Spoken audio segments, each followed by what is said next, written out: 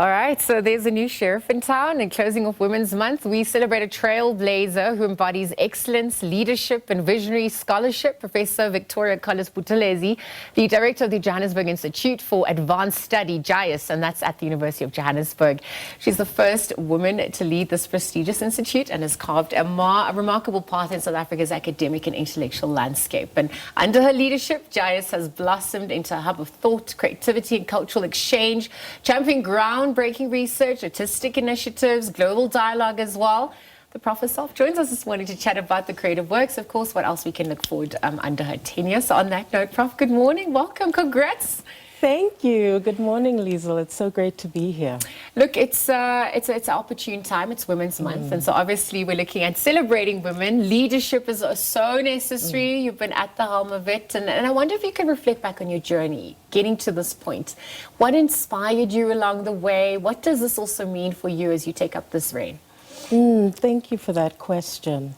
I have to say, I mean, Women's Month, I must recognize my mother and my grandmothers who inspired me. But certainly what we have in South Africa is such phenomenal opportunity for leading scholarship globally in terms of what does it mean to think, what does it mean to establish spaces for thought.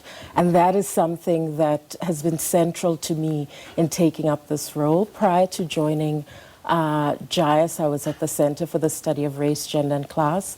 So questions of race, gender, class inequalities, and how do we actually level the playing field are central to me, and I think have to be part of any Institute for Advanced Study and how we move forward. So it has been wonderful to actually sit at JIAS and think about these questions. Yeah, absolutely. And I mean, if we're just looking at the broader South Africa and the issues that we're facing, how are you going to advance some of these causes through your leadership role now at JIAS?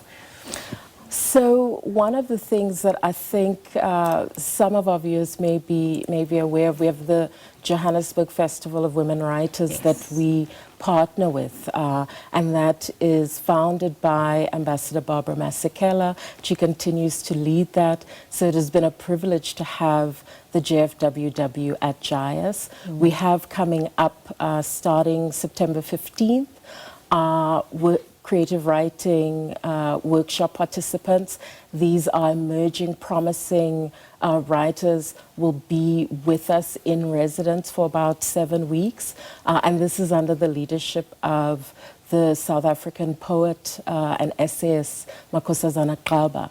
So just thinking about those two programs and how we've really tried to bring in and support women in the creative space, women in the intellectual space, and anyone who's doing work that's really trying to shift the ground in terms of equality. I'm so glad you spoke about that, because I wanted to explore the notion of collaboration and bringing civil society, academia. Yes, it's about creating reflective spaces and critical thinking, but there is also a crisis somewhat in universities when it comes to academia and sort of what we're going to be contributing, right? Yes. How important is collaboration at this point?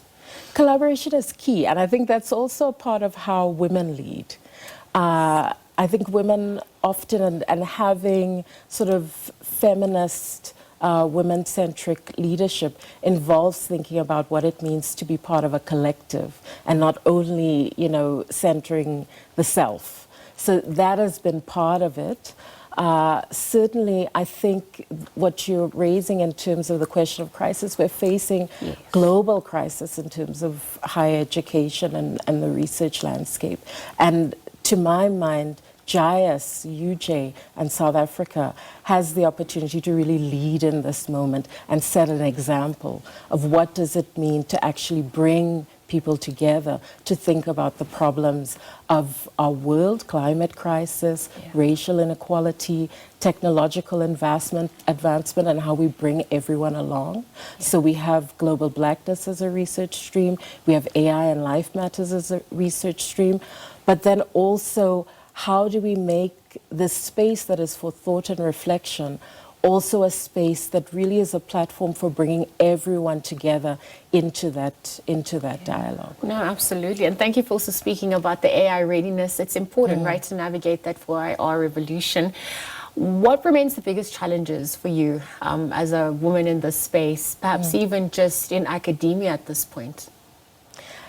Thank you for that question. I think, we have in South Africa in our university spaces, I would say the last set of research revealed about 56% of university staff are women.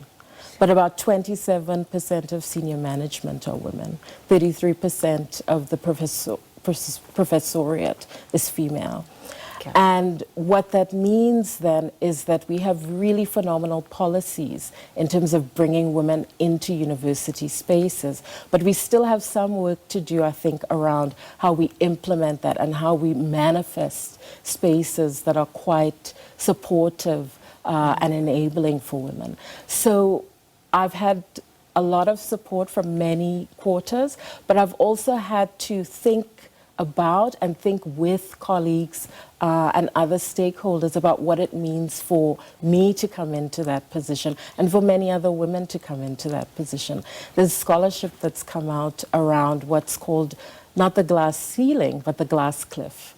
What happens when women, and especially women of color, enter certain spaces? How do we then need to shift institutional culture, societal culture, because of course all our institutions exist in a context, that's our society. Gender-based violence is an issue, patriarchy is an issue, and how do we shift what leadership is away from a kind of male or masculine-centric understanding. And that's getting to the crux of the social economic constructs as well. And so if we're going to define success or redefine success, what does it look like for you? Oh, that's such a good and a difficult question. So I think redefining success for me looks like enabling spaces where there's balance for myself and for staff and people who come into our spaces, recognizing that sometimes things do happen where maybe there's a glitch or something like that, but how do we respond to that and how do we lean in to each other? And I think if, for me, I can see a JIAS has been around for 10 years, a JIAS that in another 10 years is celebrating its 20th anniversary, that is certainly success. And a JIAS that has actually been central to leading the conversations around increasing equality in South Africa, and South Africa offering a model for how we tackle these questions. Because stronger together, right? We know we've seen this play out in sport, and even if you draw inspiration from women in your own life or even further afield, anyone come to mind at this point for you? So I'm going to have to put my mother up there, the first woman who showed me how to be in the world and what to tell people to give you, that you have the right, and in fact, it is essential that you show people this is who I am, and this is what I deserve, and this is how I engage. So I have to put my mother, and of course my grandmothers. Grandmother, all right. I mean, if people are not clear about who you are, you need to make it abundantly clear. Yes. And so as we continue to follow your journey and also just some of the upcoming projects, you spoke about the creative writing process workshop that's coming up. You spoke about the Festival for Women Writing as well. What else can we expect perhaps for the rest of the year and then in the early parts of 2026? So we are gearing up to celebrate 10 years of JIAS. So watch the space around that. We've been having conversations with our stakeholders who've been involved in the journey of the last 10 years, and we're going to be rolling that out. We have several scholars who are coming in to visit with us. We've just had Professor Ben Lawrence from University of Arizona, but we've also had, we have several professors who are coming from the Caribbean. We're working with the Department of Social Work to put on a co-hosted lecture around what that means. We've had Professor Efwa Pra just launch her book on children and forced removals. So we really have quite an exciting lineup right through November. Prof. Victoria, thank you for your time at this hour. We're wishing you all the best of luck during your tenure. Thank you for flying the flag high as well for our country, our continent, and the diaspora. We're going to leave our conversation there with Professor Victoria Collis-Buthelezi this morning, chatting about the incredible work that obviously has been done by the JIAS Institute to affect change in the creative industry and what else we can expect on the calendar for the rest of the year and perhaps early into next year. Thank you again to Prof for joining us.